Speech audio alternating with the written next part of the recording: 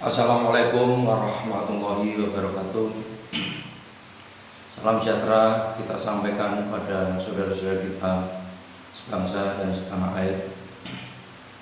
Terlebih dahulu izinkanlah saya, nama Haji Pujianto SH, yang aktivitas kesehariannya sebagai pendampingan hukum dalam hal kelembagaan. Saya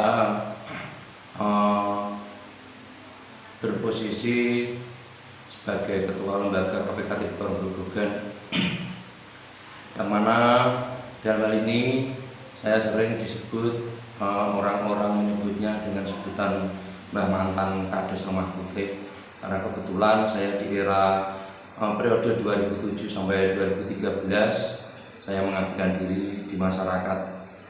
Pada kesempatan hari ini, terlebih dahulu saya mengucapkan puja dan syukur pada Allah Subhanahu wa taala bahwasanya hari ini telah banyak memberikan kenikmatan, hidayah serta taufiknya kita bisa menyampaikan konten ataupun materi serta sosialisasi terkait demi kebaikan-kebaikan ke depan demi bangsa dan anak cucu kita semuanya. Dalam tema hari ini saya akan mengambil tema kaum muslim berperan menentukan nasib bangsa. Kenapa saya mengambil tema tersebut? Setelah saya renungi, saya resapi, ternyata kita semuanya akan sadar bahwasanya di negeri kita ini mayoritas penduduknya adalah muslim ataupun beragama Islam. Kurang lebih 80% penduduk Indonesia adalah muslim. Maka dalam hal ini tentunya kaum muslimlah yang akan menentukan nasib bangsa, negara, rakyat kita semuanya dan anak cucu kita semuanya nantinya. Karena dengan posisi keberadaan muslim yang sekian banyak persentasenya, ketika kita semua sadar peran daripada kaum muslim yang mana di dalamnya telah diatur dalam syariah, diatur dalam petunjuk Al-Quran dan hadis, maka kita dalam mensikapi harus seperti apa ke depan. Insya Allah ketika kita mau berpikir, semuanya akan jadi berubah, semuanya akan jadi baik. Salah satu contoh misalkan dalam hal petunjuk terkait dengan memilih pemimpin, tentunya kita sebagai muslim harus mengacu pada pedoman dasar kita selaku umat Islam, yang mana salah satu konsep atau materi dijelaskan memilih pemimpin itu adalah wajib bagi umat Islam ataupun kaum muslim. Karena apa? Dalam hal mubah, suatu contoh kita dalam bepergian 3 orang, 5 orang itu diwajibkan untuk mengangkat salah satu sebagai pemimpin. Terlebih ini adalah dalam hal yang wajib memimpin sebuah negara, bangsa, daerah ataupun desa, dan untuk memilih wakil itu adalah sesuatu hal yang wajib. Tentunya lebih wajib untuk kita memilihnya. Namun untuk saat ini kadang-kadang kita belum paham sampai ke situ. Kadang-kadang ada mindset, ada pengertian bahwa pemilihan demokrasi itu adalah lewat jalur politik, dan politik itu adalah kejam, keji, saling tipu menipu, yang mana pada pengertian orang-orang muslim, orang-orang Islam kadang berpengertian menafsirkan hal itu adalah sesuatu yang naib. Kita orang muslim tidak usah ikut campur ke situ. Tapi mohon maaf saudara-saudaraku, ketika kita semuanya umat muslim tidak bangkit, tidak ikut serta ke dalamnya, kapan negara kita akan berubah? Kapan bangsa dan daerah desa kita akan berubah? Karena kita yang harus menentukan untuk memilih pemimpin dan wakil rakyat ke depan. Dan tentunya ketika kita tidak ambil bagian, umat muslim yang sebagian besar berada di negara kita, di Indonesia, tentunya akan dikuasai oleh kelompok-kelompok yang zalim, kelompok-kelompok yang jahat, kelompok-kelompok yang tidak tahu tentang aturan-aturan sebagaimana mestinya untuk memimpin dan mensejahterakan rakyat ataupun saudara-saudara kita semuanya. Inilah salah satu bentuk wacana gambaran. Jadi kaum muslim, umat Islam berperan sepenuhnya untuk menentukan nasib bangsa ke depan. Maka dalam konsep hari ini saya mengajak pada saudara-saudara semuanya, dan kebetulan pada kesempatan ataupun pada posisi saat sekarang saya berada di lembaga Komisi Pengawasan Korupsi Tipikor Gerobogan, yang tentunya sangat-sangat berharap pada saudara-saudara semuanya untuk bekerja sama, jalan bareng untuk melakukan upaya-upaya pencegahan, upaya-upaya kebaikan. Dan marilah kita mulai dari titik awal, yaitu dari perjalanan politik. Karena apa? Menentukan seorang pemimpin, menentukan seorang wakil itu harus diawali dengan pemilihan atau politik. Dan inilah momen penting yang perlu kita perhatikan semuanya. Jadi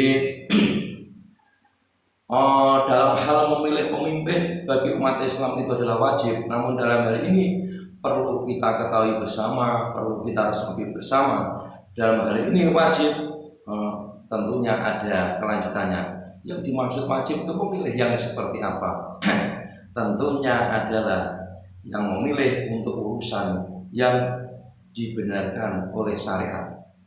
Apakah itu memilih pemimpin yang dibenarkan oleh syariat? Tentunya kita adalah mengacu sesuai dengan peraturan petunjuk-petunjuk Allah ataupun aturan-aturan yang ada. Di antaranya apa? Kita untuk memilih urusan yang dibenarkan oleh syariat. Tidak lain adalah kita dilarang untuk melakukan riswah dalam bahasa Islam, dalam bahasa umumnya money politik ataupun suap. Karena apa? Mungkin kita sikapi bersama, kita resapi bersama. Dalam hal Rasulullah pernah menyampaikan dalam salah satu hadisnya. Jadi Rasulullah SAW melaknat orang yang menyuap dan orang yang disuap. Inilah salah satu bentuk dasar kita selaku muslim. Tentunya kalau kita dalam hal menentukan memilih wakil ataupun pemimpin ke depan, kalau kita mendasar pada hadis tersebut, maka kita sangat-sangat menanggung risiko yang mungkin kita akan merugi akhirnya. Yang kedua, mungkin kita bisa mendasar pada aturan umum, aturan di pemerintah kita, di negeri kita, yaitu kita mendasar pada Undang-Undang Nomor 20 Tahun 2001 tentang perubahan atas Undang-Undang Nomor 31 Tahun 1999, yaitu tentang pemberantasan tindak pidana korupsi. Apakah itu nyambung ke situ? Nyambung, saudara-saudaraku. Itu adalah berkaitan dengan nantinya akan terjadinya tindak pidana korupsi, karena itu adalah bentuk gratifikasi. Jadi kalau kita paham, kita menerima sesuatu, menerima suap dengan ada tujuan-tujuan lain dari pemberinya untuk mempengaruhi hati saudara-saudara semuanya, itu adalah bentuk awal untuk melakukan korupsi. Disitulah ketika kita meresapi, kita mensikapi harus seperti apa langkah kita ke depan selaku muslim.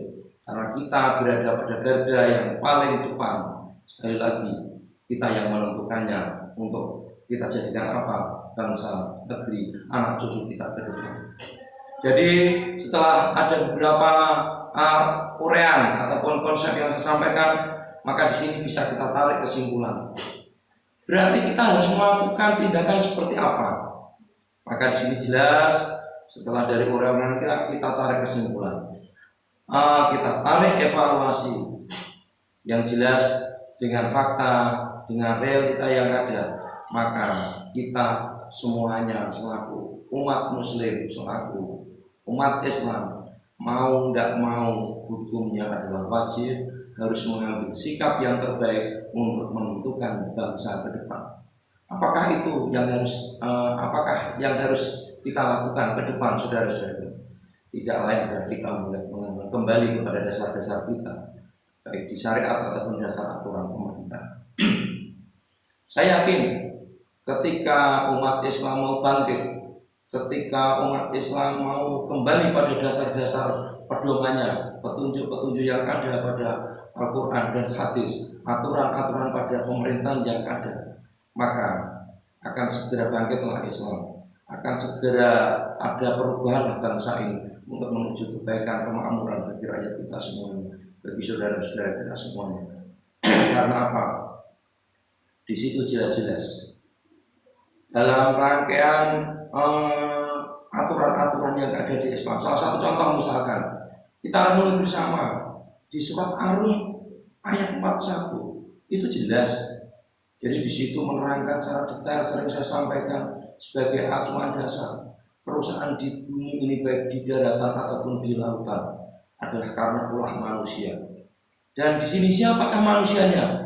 Manusia di alam negara kita, di Indonesia, di bangsa kita ini. Manusia tidak lain adalah kita semua yang tadi saya sampaikan 80% umat Muslim ataupun umat Islam. Maka kita harus sadar, kita harus berpikir ke situ. Namun Allah memberikan kabar baik, Allah memberikan kabar gembira. Di Arad ayat 11 yang disitu jelas di sini. Allah tidak akan merubah sesuatu kaum ketika orang-orang itu tidak merubahnya terlebih dahulu. Jadi ketika kita tidak ada upaya, tidak ada usaha ikhtiar berdoa untuk merubah, mustahil Allah akan merubah.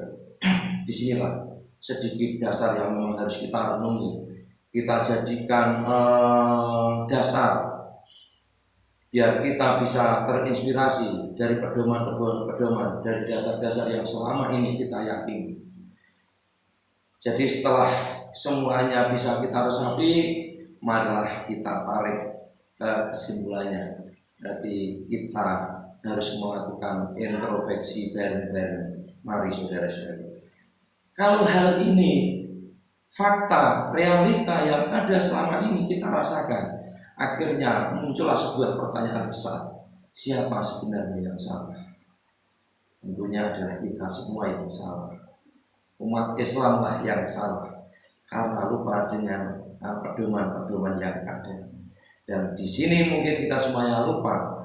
Pada notabene jelas dalam salah satu ayat Allah menciptakan jin dan manusia tidak lain dan hanya untuk beribadah kepadanya. Tapi apa yang terjadi, mohon maaf, selama ini kita tergelincir, kita tersesat. Kita hanya berlomba-lomba mencari kekayaan, kita mencari materi, kita mencari kekuasaan, kita mencari kedudukan, kita lupa peran dari Muslim, peran dari umat Islam itu sendiri seperti apa. Mungkin ini yang saya sampaikan pada kesempatan pagi hari ini, dan terima kasih atas perhatian untuk mengikuti konten kami di pagi hari ini. Mungkin saudara-saudara semuanya yang mau mengikuti konten-konten materi-materi ataupun konsep-konsep, silahkan buka di channel YouTube KPK TV Grobogan Pujianto SH. Dan kebetulan pada periode ini saya diminta untuk teman-teman ataupun saudara-saudara untuk dicalonkan DPRD Kabupaten Grobogan melalui Partai Golkar.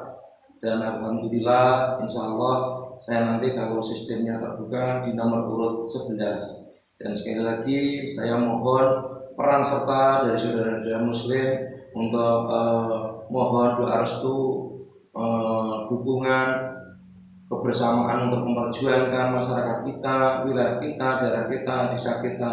Dan utamanya saya nanti berangkat di Dapil 5 Kabupaten Grobogan, yaitu di wilayah Kecamatan Berati, Lambu, Penawangan, Godong, dan Karangrayung. Saya yakin ketika saudara-saudaraku mau merenungi, mau meresapi, pasti bagi Allah, ketika Allah ridho, semuanya tidak ada yang sulit, semua akan ada jalannya. Dan yang penting saya pesan pada saudara-saudara semuanya, marilah segala sesuatu kita niati dengan niatan yang baik, kita niati dengan ibadah demi untuk kebaikan ke depan, demi untuk perubahan. Sekian dari penyampaian saya, kurang lebihnya mohon maaf. Waalaikumsalam. Wabillahi taufiq wal hidayah. Assalamualaikum warahmatullahi wabarakatuh.